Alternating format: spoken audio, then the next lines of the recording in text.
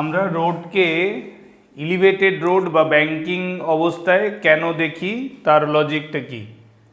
তো এটা আমরা কোন প্লেনে ডিসকাস করতে যাচ্ছি? এটা আমরা ডিসকাস করতে যাচ্ছি সার্কিউলার মোশন। এই কনসেপ্টটা কোথায় ডিসকাস করছি? সার্কিউলার মোশন, ঠিক আছে। কোন প্লেনে? হরাইজন্টাল প্লেন, মানে হরাইজন্টাল সার্কুলার মোশন, ঠিক আছে। We are going to discuss this concept in case of horizontal circular motion, তাই তো। এবার প্রশ্ন হচ্ছে যে হরাইজন্টাল সার্কুলার মোশনে ইলিভেশনের প্রয়োজনটা কেন হলো। দেখো, আমার এটা যদি একটা সার্কুলার রোডের এটা ধর একটা সেন্টার পার্ট হয়, সি দিলাম নাম, এখানে আমি একটা এলিভেটেড ট্র্যাক পোর্শন নিলাম, ঠিক আছে। Let this is be an elevated track at an angle of elevation theta, clear. এবার এই এলিভেটেড ট্র্যাকটায় আমি একটা ভেহিকেলকে রাখলাম যেটা এলিভেটেড ট্র্যাকের একটা স্পেসিফিক পজিশনে, মানে গ্রাউন্ড থেকে position of the elevated track, let it be at height h. On elevated track, during the motion, this body, this object, the vehicle, whatever you can consider it, it is of mass m, that is moving all along the elevated track. এটা তো একটা instantaneous portion of the elevated track দেখাচ্ছে। এই elevated trackটা এইভাবে পুরো এই সেন্টারের চতুর্দিকে, হ্যাঁ, যেমন তুমি খেলার মাঠে পুরো মাঠটা হরিজন্টাল তো, আর তারপর বাউন্ডারির পরে গ্যালারিটা, প্যাভিলিয়নটা কীরকম এলিভেটেড ট্র্যাকের মতো, ইনক্লাইন প্লেনের মতো, তাই তো কি? হ্যাঁ কি না, তাই তো? হ্যাঁ, কারেক্ট। তো ওই রকমই অ্যারেঞ্জমেন্টটা ধরে নাও, এইটা হলো এফেক্টিভ ডিস্টেন্স অ্যাজ রেডিয়াস।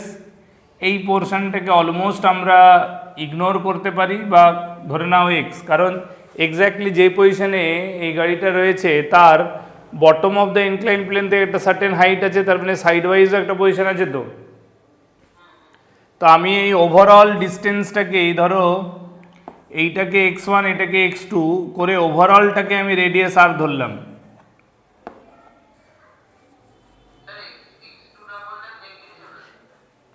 সেটা কাউন্ট যদি না হয় তাহলে x1 will be R, R x2 যদি কাউন্ট হয় তাহলে x1 plus x2 is equal to capital R.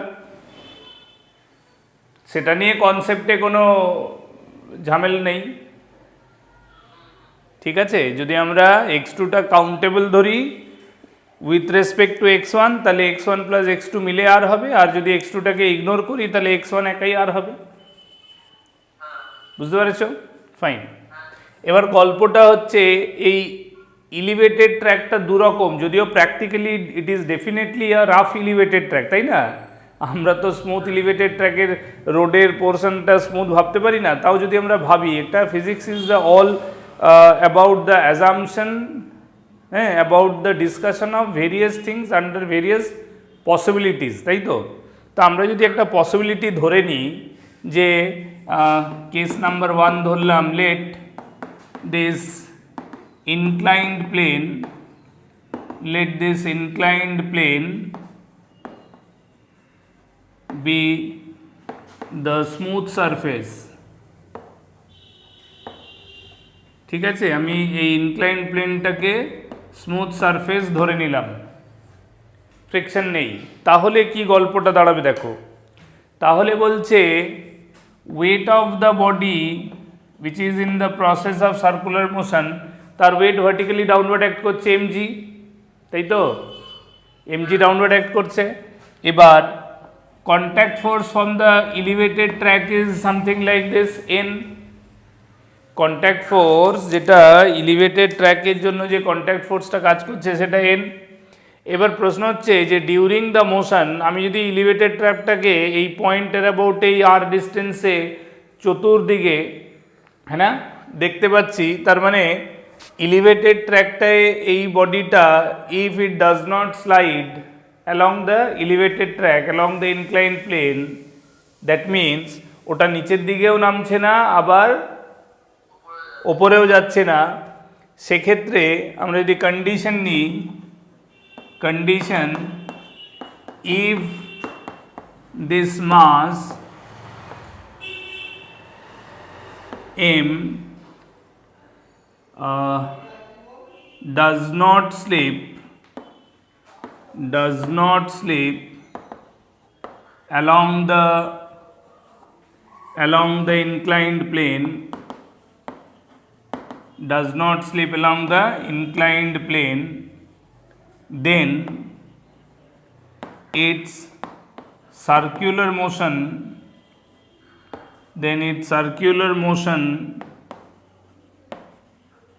can be taken place in horizontal plane. বুঝতে পেরেছো? যদি ওটা স্লিপ না করে তাহলে ও একটা হরিজেন্টাল প্লেন মেনটেন করবে, তার মানে ও গ্রাউন্ড থেকে এই হাইটটা মেনটেন করে, তাই তো, থ্রু আউট এই হাইটটা মেনটেন করছে, তাই না? কথাটা বুঝতে পারছো কি না? এদিকেও এই সাইড ওপরে ঠিক সেন্টারের ওপরে একটা তুমি সিডাস পয়েন্ট ধরো, আর এইটা হবে তার অ্যাকচুয়াল রেডিয়াস, এই যে আর লিখছি। তার ফলে এর সার্কুলার লোকাসটা আমরা এইভাবে দেখতে পাবো কি পাবো না?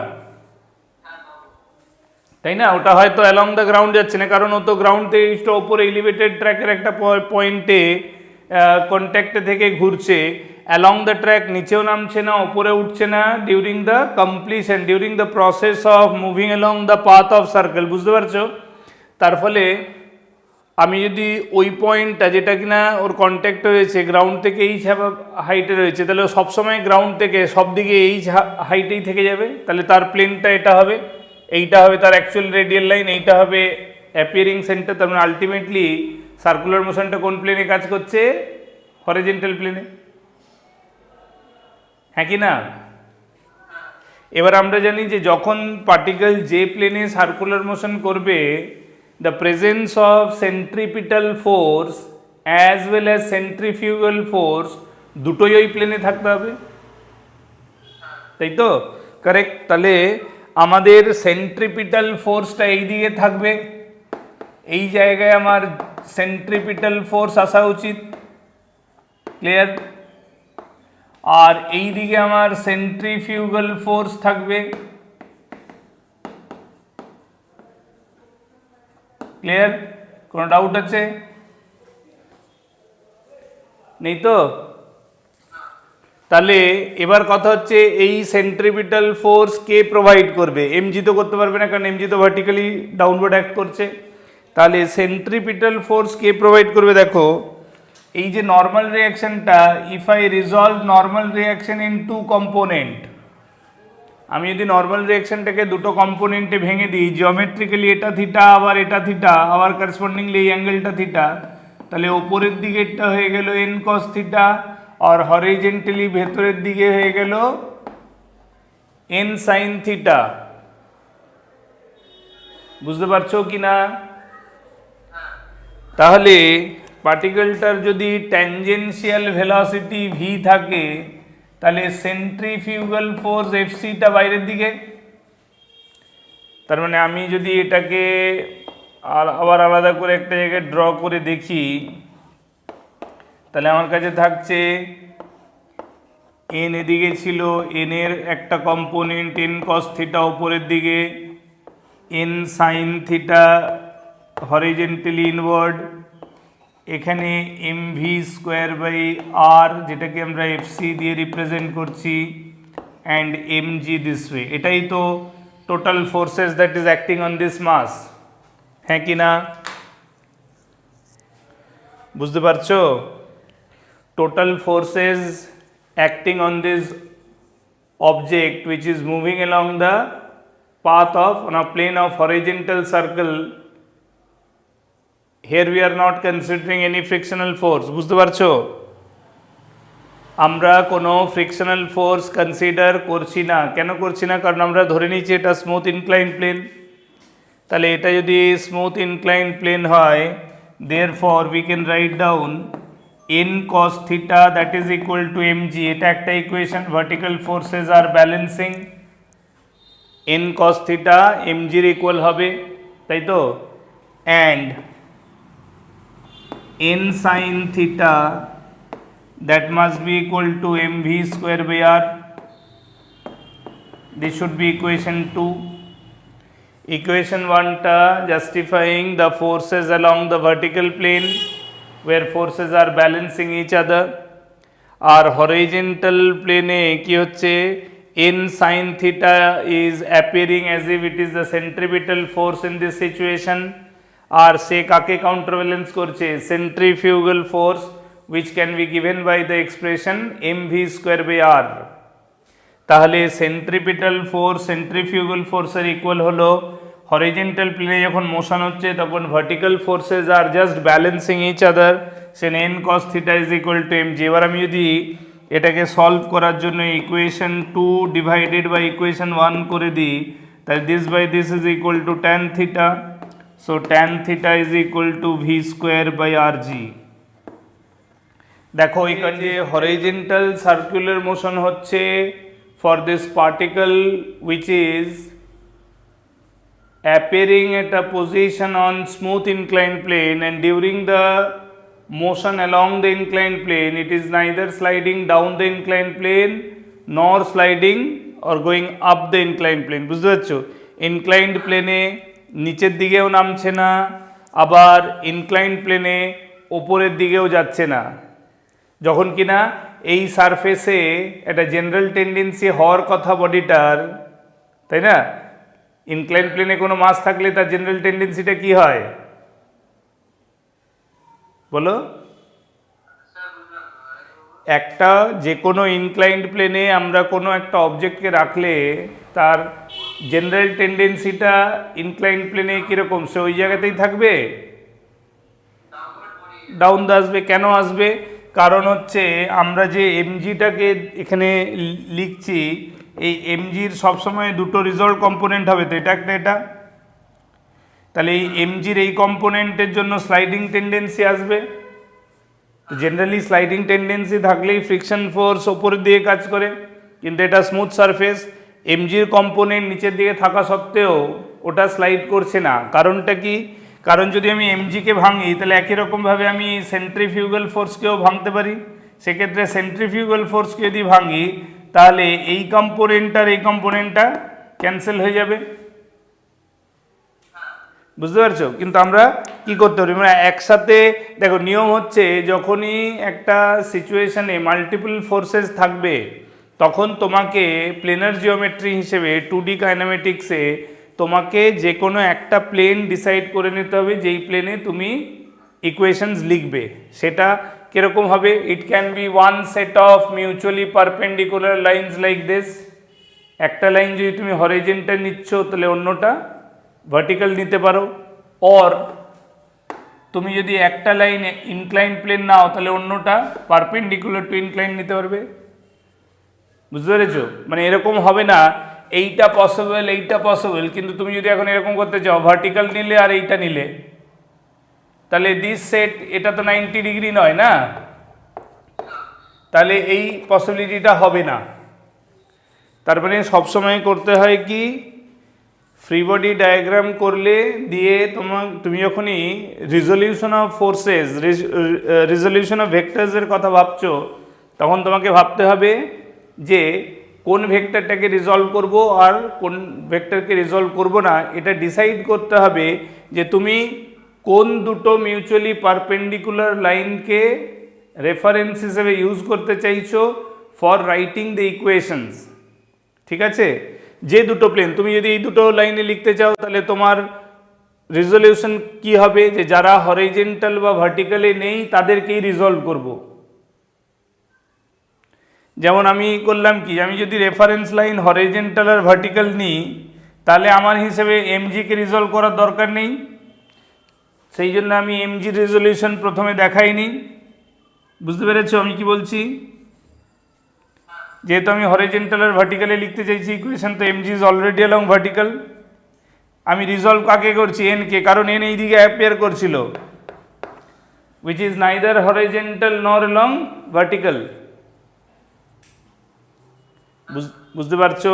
তাহলে আমি কাকে রিজলভ করব কাকে রিজলভ করব না সেটাকে ডিসাইড করার জন্য আমাকে কি করতে হবে, প্রথমেই one set of mutually perpendicular line decide করে নিতে হবে।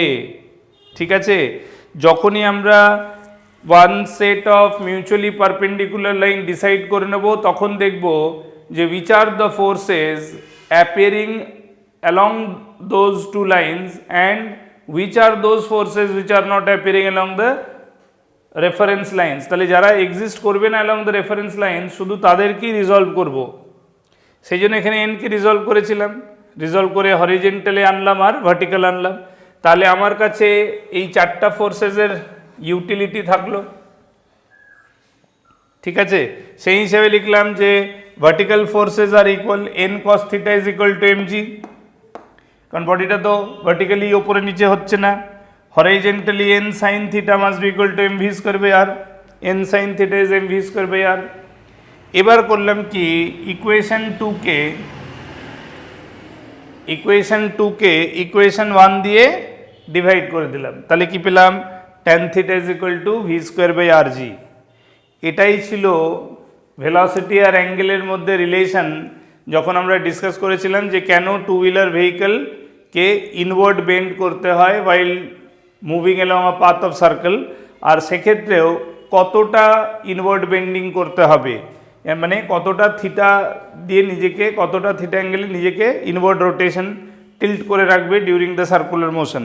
তো সেখানেও আমরা পেয়েছিলাম রিলেশনটা tan theta is equal to v square by r g. মনে পড়ছে? তো এখানেও তাই বেরোলো। তার মানে একটা স্পেসিফিক ইলিভেটেড ট্র্যাকে তুমি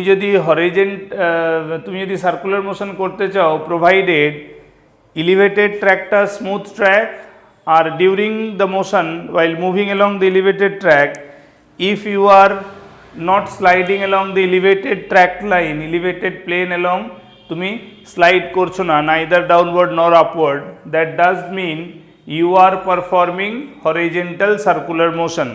ঠিক আছে, এলিভেটেড ট্র্যাকে তুমি স্লিপ করছো না, তার মানে you are performing horizontal circular motion. সেক্ষেত্রে centripetal force and centrifugal force must be appearing along horizontal such that centripetal force will be towards the center inward portion of the circular motion, centrifugal force will appear along the radial line outward to the circular motion। ঠিক আছে, তাহলে আমরা condition পেয়ে গেলাম। তার মানে একটা smooth elevated ট্র্যাকেও হরিজেন্টাল সার্কুলার মোশন পারফর্ম করা যায় following the mathematical condition tan theta is equal to v square by r g. শুধুমাত্র এই কন্ডিশনটা যেটা ম্যাথমেটিক্যাল ইনপুট হচ্ছে সেইটাকে যদি তুমি মেনটেন করতে পারো, স্যাটিসফাই রাখতে পারো based on the theta and velocity, তবেই তুমি হরিজেন্টাল ইলিভেটেড ট্র্যাকে হরিজেন্টাল সার্কুলার মোশন করতে পারবে।